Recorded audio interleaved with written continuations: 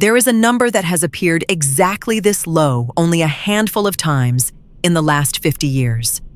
Every single time it hit this level, silver went on a run that changed the financial lives of people who were paying attention.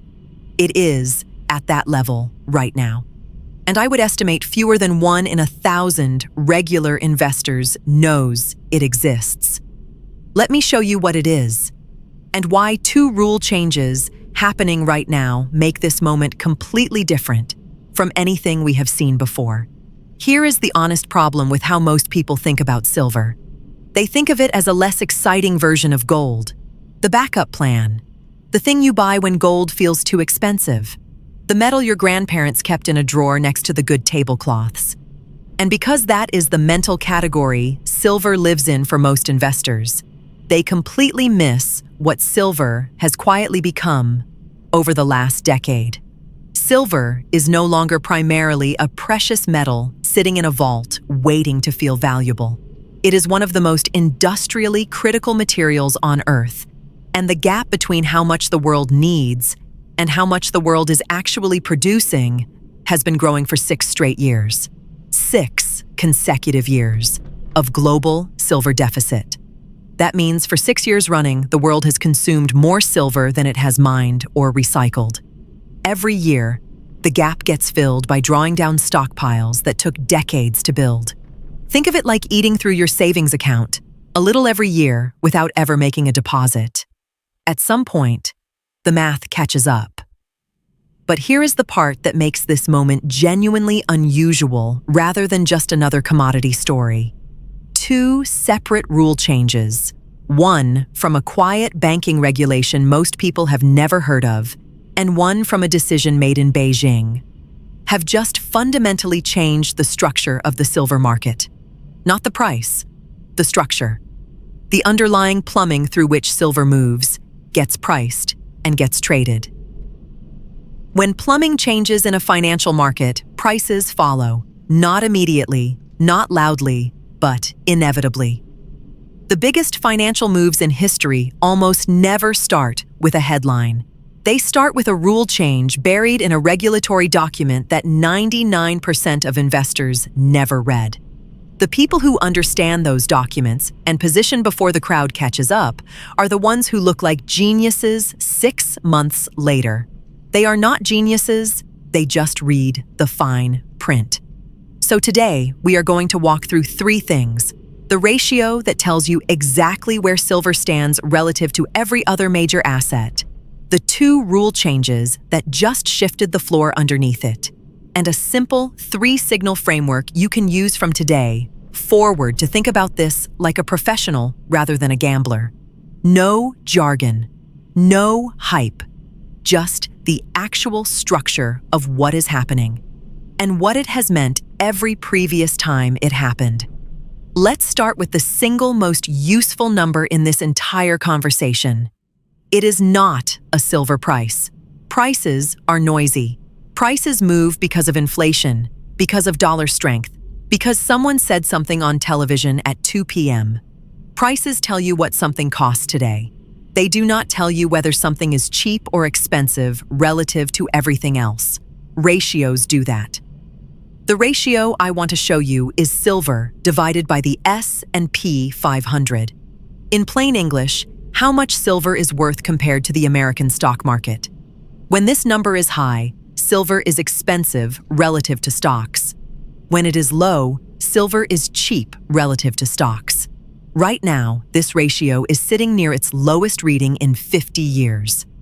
The last time this ratio was anywhere near this level was the late 1990s, right before a multi-year silver rally that took the metal from under $5 to over $49 an ounce. The time before that was the early 1980s, when the ratio was even more stretched, and silver was trading at levels that, adjusted for the size of the stock market today, would be almost unimaginable compared to where it sits right now. Here is the pattern that matters. In the last 50 years, every time this ratio has hit an extreme low, every single time, it was followed by a major multi-year rally in silver. Not a small bounce, a structural move, the kind that gets talked about afterward as obvious in hindsight. And here is the important caveat, because I want to be straight with you. Past patterns do not guarantee future results. The ratio being low tells you the risk-reward has shifted. It does not tell you when the move happens or how far it goes. That is why you need signals, not just a single data point. Meanwhile, the average retail investor right now is debating whether to buy more of the same tech stocks that have already tripled, and wondering why their portfolio feels expensive, but they cannot figure out where the value is. The answer might be sitting in a metal they last thought about when their grandmother asked them to polish the cutlery. But the ratio alone is not the full story. Because what has changed in the last 18 months is not just where silver prices sit. It is the rules governing how silver gets traded, stored, and moved around the global financial system. And those changes are structural. They do not reverse. This is the part of the silver story that almost nobody is covering in plain language, because it requires understanding a regulation called Basel III, which sounds exactly as exciting as a dental appointment, but is significantly more important to your finances. Here is the relevant piece, stripped of all the jargon. For decades, major banks have been able to trade silver without actually holding silver. They held what is called unallocated silver, basically a promise, an IOU, a paper claim that said, "We have silver," without a specific physical bar sitting in a vault with your name on it. Banks used this system to run enormous trading books. For every ounce of real, physical silver in the system, there were many multiples of paper silver claims floating around.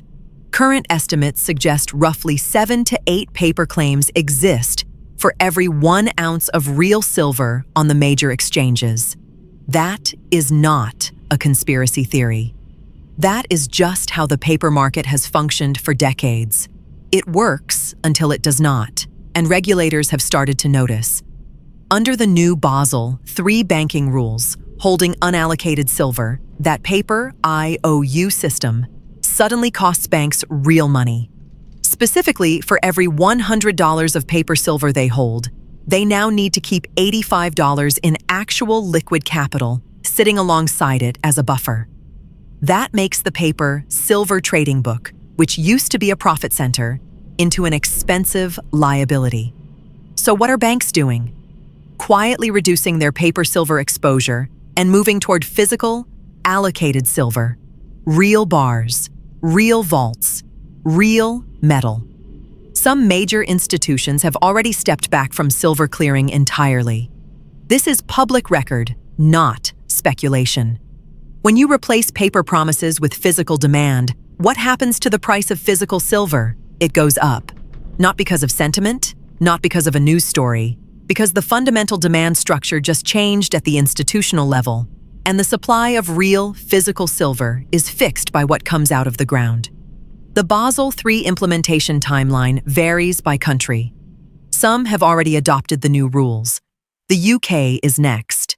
The United States is behind on implementation, which means the structural shift in American bank silver exposure is still coming. That is not a problem. That is a timeline. It tells you approximately when the next wave of this structural change hits the world's largest financial market. Quiet rule changes are not exciting, but they are exactly where the real financial shifts happen, before the headlines, before the crowds, and before the prices reflect the new reality. The second rule change is more recent and more direct in its impact. At the start of this year, China replaced its decades-old silver export system with a tight licensing structure, where before, silver could leave China through relatively open commercial channels. Now only a small number of specifically approved firms can export silver at all. Here is the data point worth writing down. Chinese refiners process an estimated 60 to 70% of the world's refined silver exports. Not 10%, not 30%, 60 to 70%. China is not a participant in the global silver supply chain. China is the global silver supply chain. When China restricts what leaves its borders, every solar factory, every electronics manufacturer, every medical device company outside of China suddenly has to compete harder for a smaller pool of available silver. And the timing of this matters enormously, because simultaneously, China's domestic demand for silver is surging. In 1 month this year, China imported 836 tons of silver, 78% more than the month before, and 170% more than the 10-year monthly average. Part of this was Chinese retail investors moving from gold into silver as gold prices climbed beyond reach for ordinary buyers. Part of it was the Chinese solar industry front-loading purchases ahead of a domestic tax change. Solar panels alone consume roughly 20% of the world's annual silver supply. 1 in every 5 ounces of silver mined on Earth goes into a solar panel.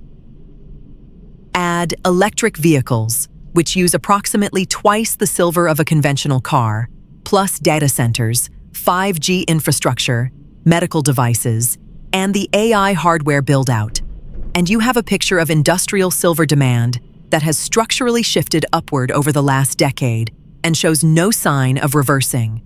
This is not a trend that goes away when interest rates change or when a new Fed chair gets appointed. The electrification of the global economy is a decade-long capital spending cycle. Silver is in the foundation of that cycle, not as a luxury or a store of value, but as a functional material that the technology simply does not work without. Now put the two rule changes together. Banks are being structurally pushed out of paper silver and into physical silver. China has tightened the export of the refined silver the rest of the world depends on. Industrial demand is consuming silver faster than mines can produce it, for the 6th consecutive year. And the silver-to-stocks ratio is sitting near a 50-year low. None of this means silver goes up tomorrow. Markets can stay irrational, or just slow, for longer than any of us expect. What it means is that the structural setup has changed in ways that do not reverse easily.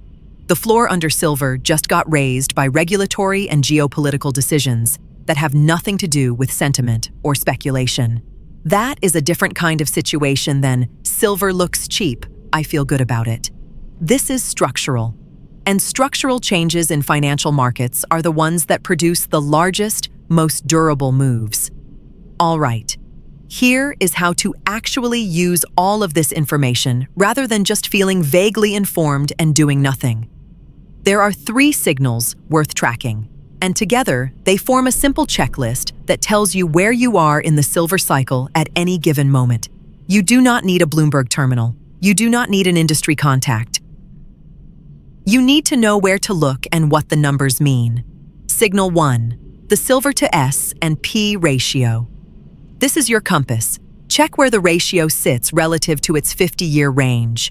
When it is near historic lows, as it is right now, the risk-reward of having silver exposure tilts in your favor. When the ratio is stretched to historic highs, like it was in 2011, you are late to the party and the risk-reward has reversed. This does not tell you when to act. It tells you whether the setup is favorable. Think of it as the difference between a weather forecast and a clock. Right now, the forecast says conditions are favorable. The clock is a separate question. Most retail investors do the exact opposite of this. They buy silver after it has already run, when the ratio is high and the headlines are exciting. They sell it when it has pulled back, when the ratio is low and nobody is talking about it. They consistently buy expensive and sell cheap. A ratio check takes about 90 seconds and structurally prevents that mistake. Signal 2, the annual deficit number. Every year, the Silver Institute publishes the World Silver Survey. It tells you in plain numbers whether global silver production covered global silver consumption. For 6 consecutive years, it has not. The world is in structural deficit. Watch this number annually. If the deficit narrows significantly, the supply-demand story weakens. If it continues or widens, the structural case strengthens. One number, once a year, publicly available. That is your supply-demand signal. Signal 3, rule changes, and critical mineral designations. This is the signal most investors completely ignore because it requires reading regulatory documents rather than price charts. But as we have seen today, the Basel III banking changes and China's export restrictions are doing more to shift the structural supply-demand balance than any short-term price move. The United States has officially designated silver as a critical mineral. That designation has policy implications for domestic mining support, for strategic reserve considerations, for how the government thinks about supply chain security. It is not a price catalyst tomorrow. It is a signal about where government and institutional attention is heading. And here is the part I have to say clearly. Silver is volatile. More volatile than gold. More volatile than a broad stock index. It can drop 20% in a week for reasons that have nothing to do with the fundamental picture. If that kind of drawdown would cause you to panic sell, silver should be a small part of your portfolio, not the whole thing. Position sizing is not a detail. It is the actual decision that determines whether you benefit from a structural move or get shaken out before it develops. The framework I just gave you is not a guarantee of returns. It is a replacement for guessing. Instead of buying silver because it feels right or selling it because it feels scary, you have 3 objective signals that tell you where you actually are in the cycle. That is how institutional investors think about positioning. And it is available to anyone willing to look at the data. Let's close this out simply. 1. The silver to S&P 500 ratio is near a 50-year low. Every previous time it hit this level, a major multi-year silver rally followed. History does not guarantee repetition, but it does establish a pattern worth understanding. 2. Basel. 3 banking regulations are structurally pushing major banks out of paper silver and into physical silver. The demand this creates for real metal is not speculative. It is regulatory, and the US implementation is still coming. 3. China controls 60 to 70% of global refined silver exports and has just tightened its licensing system. Combined with surging domestic demand from retail investors, solar, and EVs, China is simultaneously pulling more silver in and letting less silver out. 4. 6 consecutive years of global silver deficit means stockpiles are being drawn down. Industrial demand from solar, EVs, AI infrastructure, and medical devices shows no structural reason to decline. 5. The 3 signals, the ratio, the annual deficit number, and regulatory rule changes give you an objective framework for tracking this setup without relying on gut feelings or TV headlines. The investors who do best over long cycles are almost never the ones who made the flashiest calls. They are the ones who understood the structural setup before the crowd and sized their positions accordingly with a plan rather than a feeling. The silver story right now is not about excitement. It is about a convergence of regulatory change, supply constraint, and industrial demand that has quietly built over several years and is now sitting at a ratio level that has historically preceded major moves. Whether you act on it, how much exposure makes sense for your situation, and what your personal risk tolerance allows, those are decisions only you can make, ideally with professional guidance specific to your circumstances. If this kind of structural market analysis is useful to you, subscribe. This is what we do here. Find the setups that are building quietly before they become the story everyone is talking about. Now drop a comment and tell me, are you already holding silver? Or has this been completely off your radar until now? And if you do hold it, what originally made you pay attention? I read every comment, and I want to know where you actually are on this.